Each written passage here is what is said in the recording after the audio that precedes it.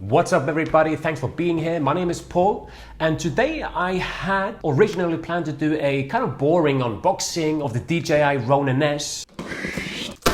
Okay.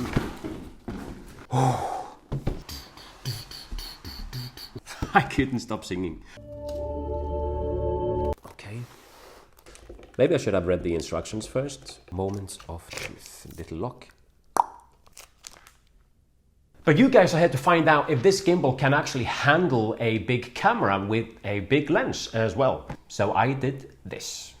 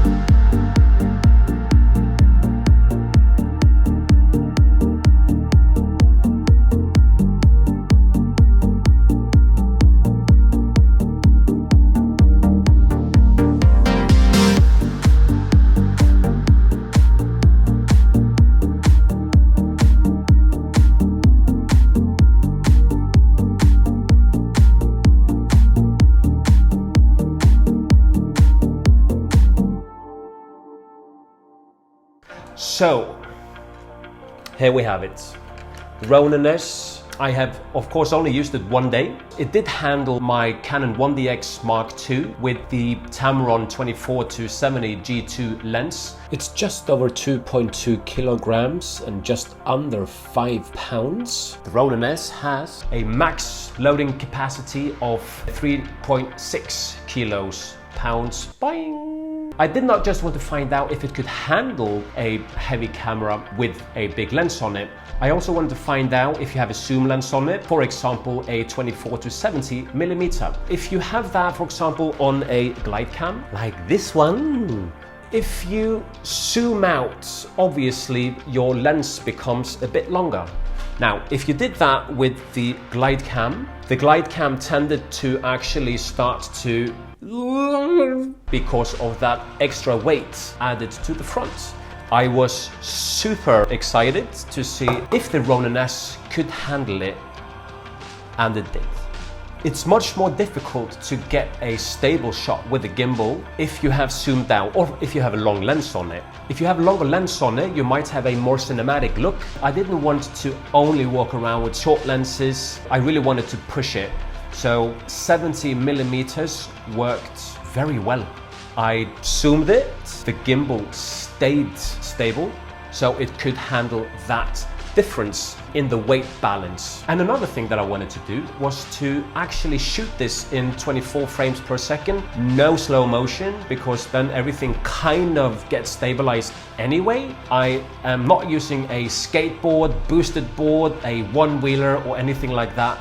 That makes it fluid and stable anyway. I wanted to walk with it, run with it, well, power walking with it to see how it actually handled a movement of walking, bouncing up and down.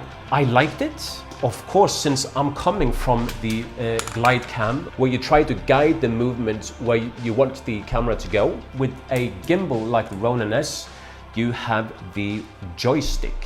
Now you can choose the speed and sensitivity of the joystick.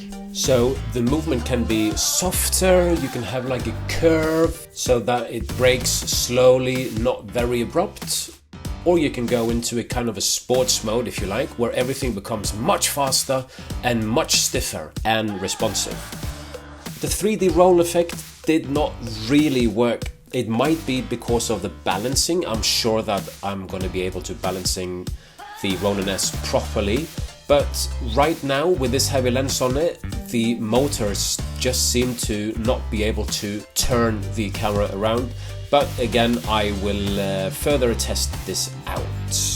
Now, one thing that I wanted to really find out was how robotic and electronic this gimbal looks like. So if you have the Glidecam, there's no electronic stabilization that the camera or the gimbal corrects. And of course, if you don't know how to operate one properly, you will see a lot of electronic stabilization, which I did see in this one as well. But I'm going to be honest and say I think that is just down to practice and using it more and more. You're going to get used to it. I need to go into the settings much more to look into the speed and stiffness of the gimbal, how soft the stops should be, and also into these cool features like time lapse, motion lapse, and track. It's very solid build. It feels very good in your hand. I prefer this one much more than for example, a Glidecam, because I can hold it with both of my hands. I can move it around with this lovely little joystick. Oh, it's like PlayStation. And you have tons of different functions on it.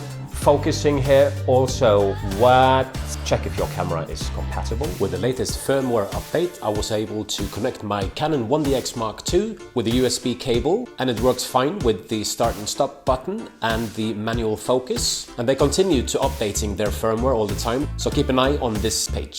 It is heavy. It's not heavy compared to a dual grip gimbal. It's more or less the same weight as my old Glidecam. However, having that possibility of holding it with both your hands really helps a lot, so that you're not basically operating the gimbal with only your right hand. If you have a bigger gimbal, there's much more time in setting it up. It might take a lot more space in your backpack or luggage. And the battery of this one lasts for, they say, about 12 hours. I used it for, I don't know, 4 or 5 hours, and it just went down one line of the battery indicator. I've seen some comments on other videos out there, and they say that the battery is horrible. If you don't use the gimbal, the battery is draining out by itself. That is basically because people are not turning the gimbal off properly. Now, you can switch it off here. That's the motors that you switch off, but the battery is actually still on down there. So you need to remember to switch off both the motor parts and the battery. If not, obviously the battery will drain. It was fairly easy to balance, much shorter than balancing on a Glidecam.